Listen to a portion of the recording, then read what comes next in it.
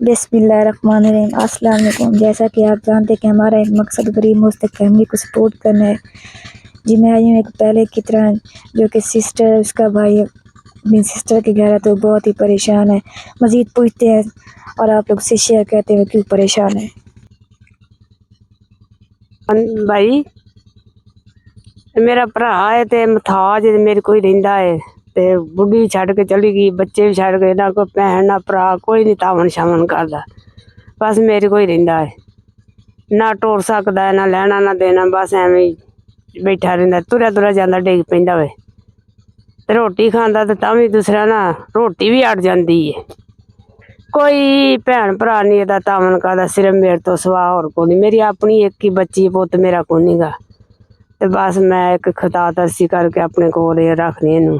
ते तुसी कोई खता तरसी करो, चलो अपना इलाज लूज करा करू लवे ते लत्तां तो मथाज, बाह्मां तो भी, हत्थ तो भी आ रही है ते तुसी एदा कोई करो तामन। ते तुहाडी मर्जी, गरीब बंदा है, ना जमीन है, ना भांडा है, ना लैना ना देना, सिर्फ बस मेरे कोई आके बैठा है।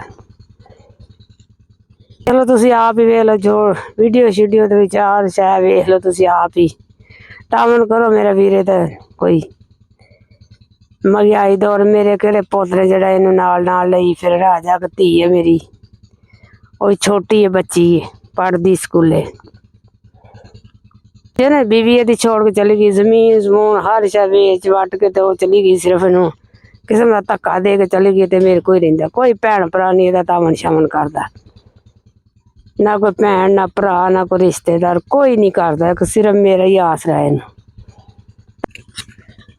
तो ठीक है बहन भाई, आपने सुन लिया। खाला जी बहुत ही परेशान है। ये उसका भाई अपनी बहन के घर रहता है, बीवी जो इसको छोड़ के चले गया, 4 इसके बच्चे हैं, ज़मीनें जो भी थी इनको बेच गए हैं।